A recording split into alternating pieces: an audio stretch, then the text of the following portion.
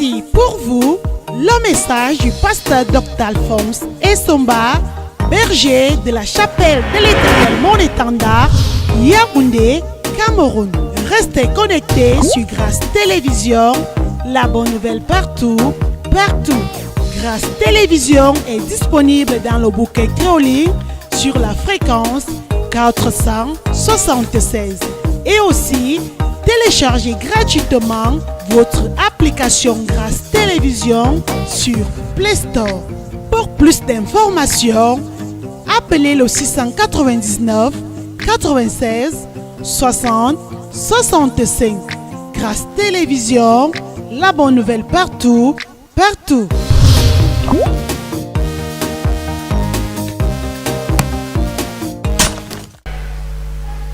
Alléluia. L'obéissance, faire ce que Dieu me demande de faire. Deuxième chose, l'intégrité. L'intégrité, c'est le fait pour moi d'être entier. Si je dis oui, c'est oui. Ce n'est pas que mon oui soit parfois oui, soit parfois non. Donc si j'appartiens à une église, mon oui, c'est que j'appartiens à cette église. Je sers le Seigneur dans cette église. Je n'ai pas besoin que quelqu'un dise, je suis intègre. Je suis un homme intègre, une femme intègre. Si tu n'es pas intègre, tu vas souffrir. L'intégrité est nécessaire pour planter. Le serviteur parlait tout à l'heure de planter. Vous ne pouvez pas porter des fruits si vous n'êtes pas planté. Vous ne pouvez pas porter des fruits si vous n'êtes pas intègre. Et c'est pour cela que, à cause de l'instabilité, le peu de grâce que vous avez, le diable vole ça. Avant même d'arriver dans votre maison, il a déjà volé. Mais l'intégrité nous amène à posséder ce qui est en nous, à garder ce qui est en nous. Je vois quelqu'un devenir intègre au nom de Jésus. Alléluia. Et nous avons vu en troisième lieu la diligence. La diligence, c'est quoi? Le fait, tout à l'heure, on est à l'église, on est obligé de dire aux gens, levons-nous. Levons-nous. Est-ce qu'on doit dire ça à un enfant de Dieu? Quand tu es en face du Seigneur, il y a des choses que tu fais spontanément. Spontanément. On n'a pas besoin de te dire de telles choses. Alléluia. Gloire à Jésus. Vous savez, quand par exemple un ministre entre dans la salle de réunion, même si l'huissier ne dit pas voici le ministre, vous allez vous lever. Parce que c'est la diligence. C'est un esprit. Quand nous entrons dans la maison de Dieu, nous ne sommes plus dans notre propre maison. Nous sommes dans la maison de notre Père. C'est lui qui est assis au ciel. C'est lui qui est assis au trône de la grâce. Donc quand j'entre à l'église, je sais que j'entre en communion avec le roi des rois, avec le Seigneur des seigneurs. Et parce que je suis en communion avec lui, mon attitude doit complètement changer. Pas que je ne fais pas l'hypocrisie, mais je le fais parce que ça m'a gagné le cœur. C'est des choses que nous devons apprendre dans cette génération. Nous n'avons pas affaire à notre petit copain du quartier où on est obligé de dire levons-nous. Ça, frère, ça doit disparaître de nos églises. Nous, il y a des choses, ça vient de la diligence. La diligence à faire et de façon sans murmurer, sans jongler, sans chercher à ce qu'on bouscule les gens. Non, la diligence me permet de faire quelque chose directement sans qu'il y ait quelque chose qui me pousse à le faire. Alléluia. Et la dernière chose aujourd'hui, c'est la vigilance. Matthieu au chapitre 26. La gloire de Dieu répond positivement à tous ceux qui sont vigilants.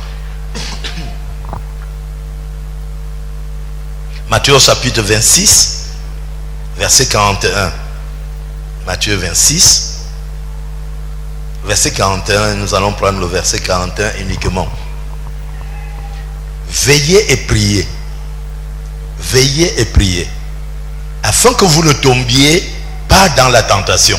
L'esprit a de bonnes dispositions, mais la chair est faible. Vous savez, c'est quand nous nous reposons sur la chair, ou alors dans la chair, c'est ça qui nous empêche de voir la gloire de Dieu. La Bible dit, Jésus dans la chair renfermait, et cette gloire qu'il avait laissée au ciel, cette gloire ne se voyait pas. Elle ne se voyait pas directement, parce que Jésus avait porté notre chair. Ça veut dire aussi longtemps, mes frères, mes sœurs, que nous donnons les droits de cité à la chair, où nous laissons la chair nous guider, où nous laissons la chair parler, nous allons bloquer la gloire de Dieu. Nous croyons que nous avons affaire au pasteur. Le pasteur est là pour communiquer la parole de Dieu. Après ça, chacun rentre dans sa maison. Mais la gloire de Dieu, c'est dans ta maison que ça va se voir. C'est sur ta famille que ça doit se voir. Alléluia. Gloire à Jésus. Gloire à Jésus. Regardez, Marc au chapitre 9. Marc au chapitre 9, verset 2. 6 jours après, Jésus prit avec lui Pierre, Jacques et Jean. Vous voyez, Jésus n'a pas pris tout le monde. Parce qu'il y a des gens dans la foule, ils sont là pour leur autre chose. Ils ne sont pas là pour ce qui est plus important. Mais il avait détecté dans la foule de disciples, il avait détecté Pierre, Jacques et Jean. La Bible dit, il les a conduits seuls, à l'écart. Frère, Dieu a besoin de nous conduire un peu à l'écart, nous amener un peu à l'écart pour que nous voyons de quoi on est en train de parler là. Ça veut dire que si tu ne sors pas de cette vie, ton héritage passé, si tu ne te sépares pas de cela, tu auras du mal à voir ce qu'on appelle la gloire de Dieu. Alléluia. La Bible dit, il est pris à l'écart sur une haute montagne. Il fut transformé, transfiguré devant eux. Ses vêtements devinrent resplendissants. Resplendissants. Ses vêtements, c'est-à-dire ce qu'il portait, a commencé à montrer réellement qu'est-ce que Jésus porte. Ce qu'il porte réellement. Il dit, ses vêtements, oh, gloire à Jésus, devinrent resplendissants et d'une telle blancheur qu'il n'est pas de flon sur la terre qui puisse blanchir ainsi. C'est-à-dire, vous n'avez pas un détergent, un produit sur la terre que vous puissiez mettre dans vos vêtements pour atteindre ce niveau ou cette dimension de blancheur. C'est ce qui est, c'est un tout petit peu le reflet de la gloire de Dieu. C'est vers là où nous sommes en train d'aller. Alléluia. Gloire à Jésus. Élie et Moïse leur apparurent, s'entretenant avec Jésus. Donc, non, j'ai compris une chose. J'ai dit, mais attends, regardez, tous ceux qui, par la foi, ont fait confiance en Dieu, ils sont assis, ils ont déjà regagné leur place dans la gloire. Et quand vous découvrez Christ dans la gloire, vous découvrez également le témoignage, l'image de tous ceux-là qui ont servi le Seigneur dans leur temps. Et cela vous motive pour que dans votre propre temps, vous également, vous puissiez servir le Seigneur comme eux, ils ont fait. Alléluia. Ce que le diable ne veut pas, c'est que la gloire de Dieu se voit dans la vie d'un enfant de Dieu. Ça là, le diable ne le veut pas. Et comme le diable est plus proche de nous, selon ce que nous pensons, mais le diable est notre premier maître. Avant de connaître Dieu, nous avons d'abord connu le diable. Tout le monde, sans exception. C'est le diable que tout le monde a connu avant. Tout le monde. Nous sommes nés dans le péché. C'est la semence du diable qui est en nous avant toute chose. Alléluia. Et c'est pour ça que nous avons tendance à aller par réflexe, par caractère. Nous avons, par humanité même, on a tendance à aller vers ce que le diable dit parce que nous sommes nés là-dedans. Mais spirituellement, la première chose que Dieu veut faire, c'est de nous séparer du monde. Et il dit à Abraham, quitte ta patrie, quitte ton pays, quitte ta maison. Quitte. Ça, c'est notre ancien héritage. Je vois quelqu'un quitter au nom de Jésus. Il dit, Élie et Moïse leur apparurent s'entretenant avec Jésus. Pierre prenant la parole. Frère, quand tu vois la gloire de Dieu, même ton langage va changer. Tant que tu n'as pas vu, tu vas continuer à parler comme d'habitude. comme d'habitude. Et tu es même tranquille, tu es même à l'aise quand tu parles comme d'habitude. Mais Dieu ne nous a pas appelés pour que nous continuions à parler comme hier. Notre langage doit changer. Alléluia.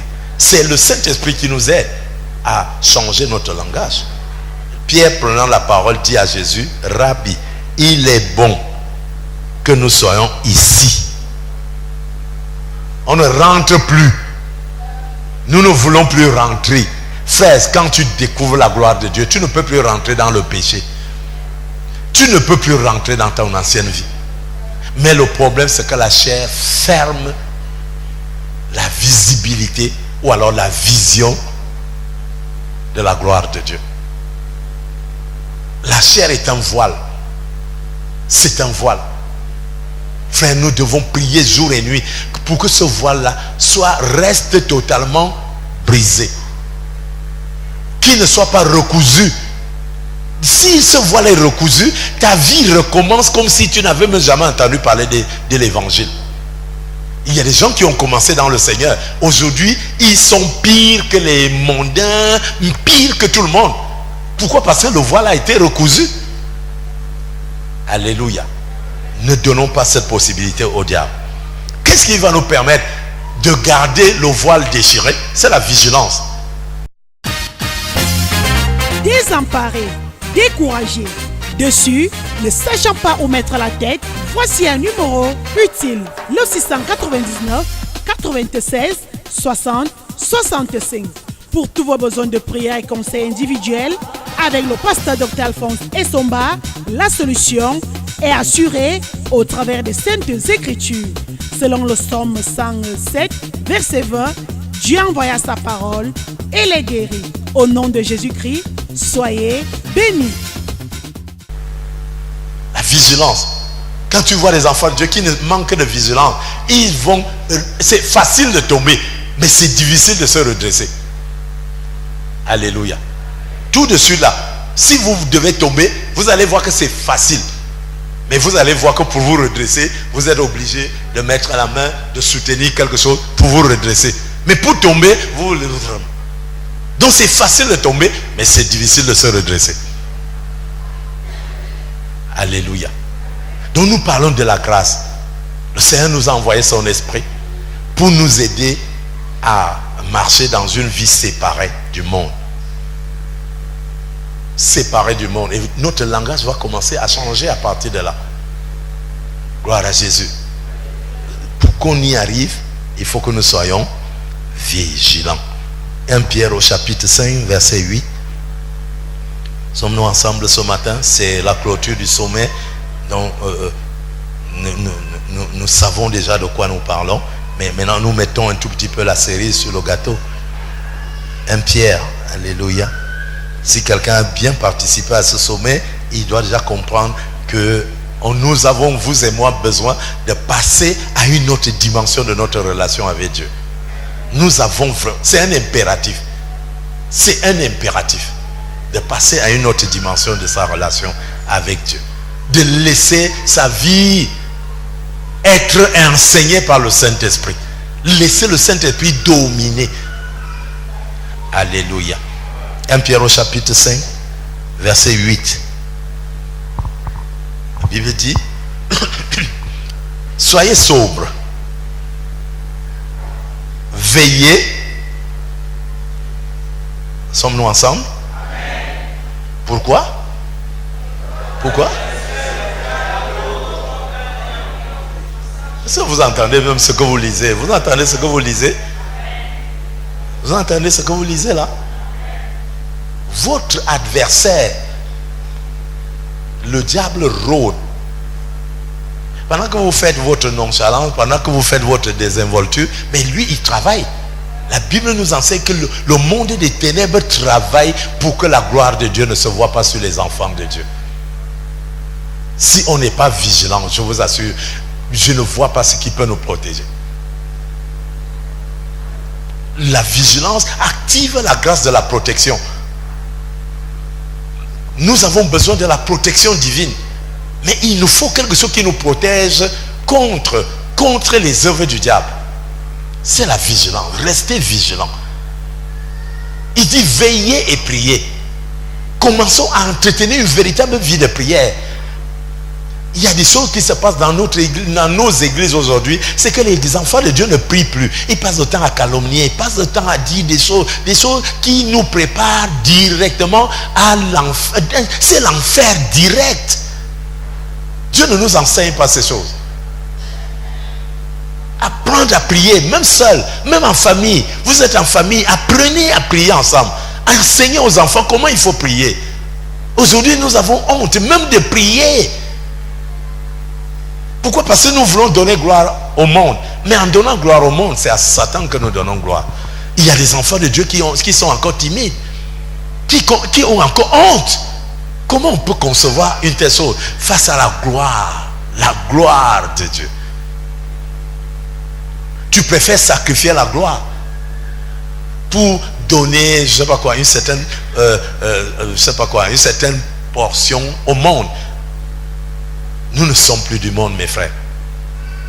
La grâce de Dieu est venue se manifester à nous pour nous arracher au présent siècle mauvais et continuer de nous préparer à la gloire future. Mais nous commençons à vivre les prémices de cette gloire maintenant. Alléluia. Donc, sachant, il dit, résister. Hein? La Bible dit, il rôde comme un lion, rugissant, cherchant qui il dévorera. Mais vous croyez que le diable, il n'a pas les dents physiques. Depuis qu'on parle du diable, est-ce que tu as vu une blessure quelque part qui t'a mordu? Mais pourtant, il est là. Il est là en train de détruire ta vie. Parce que tu attends qu'il vienne physiquement. Mais le problème, à quel moment je sais que je suis détruit? Quand je ne perds déjà, je suis plus vigilant, je suis plus obéissant, je suis plus, tu vois, mais je suis plus fidèle à Dieu, je n'arrive pas à faire ce que Dieu me demande de faire. Alors je commence à comprendre que je suis déjà déchiré. Je n'ai plus tous les éléments spirituels qui me permettent d'être un véritable enfant de Dieu. Je prie ce matin, au terme de ce sommet, mes frères, que dès demain là, que dès maintenant là, que dès demain là maintenant, que quelqu'un se dise, il y a quelque chose de plus grand que ce que j'ai vu jusqu'ici. Il y a quelque chose de plus grand que Dieu va me donner qui dépasse ce que j'ai déjà vu jusqu'aujourd'hui. Je vous dis la pure vérité. Il y a quelque chose de plus grand. Et c'est ça que nous recherchons au jour le jour. Ne vous asseyez pas avec les moqueurs. Ne vous marchez pas en compagnie de mauvaises personnes. Ils vont vous maintenir dans votre héritage du passé. Arrêtez de marcher avec n'importe qui.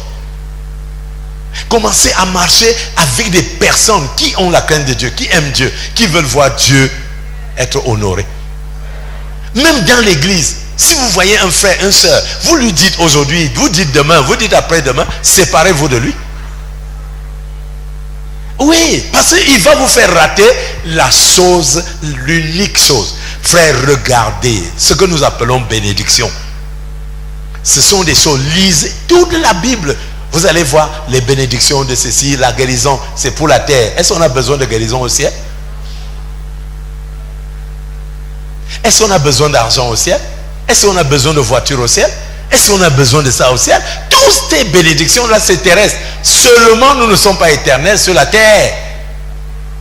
Et après la terre, il y a une seule chose qui va rester. La gloire de Dieu. À quel moment nous allons la chercher? À quel moment nous allons être dans la gloire de Dieu? C'est maintenant. Alléluia. Et c'est quelque chose de merveilleux, la gloire de Dieu. C'est la gloire de Dieu qui va amener à ce que les gens te respectent. Quelqu'un peut te mépriser, quelqu'un peut te prendre n'importe comment, mais la gloire de Dieu parle. J'ai dit à beaucoup de sœurs qui ont eu des problèmes dans leur foyer, je leur ai dit, recommandez votre foyer à Dieu. Regardez à Jésus. La Bible dit, si vous fixez Jésus, vous serez transformés à la même image de gloire en gloire. Et c'est la gloire qui va apparaître sur vous, qui va aller prendre la personne qui croyait que vous ne valez rien. Ce n'est pas les réunions de famille. Ce n'est pas qu'on va réunir la famille pour arranger le foyer. Ce n'est pas ça. C'est la gloire de Dieu qui tranche. Et la gloire de Dieu est véritablement silencieuse. Elle se manifeste seulement.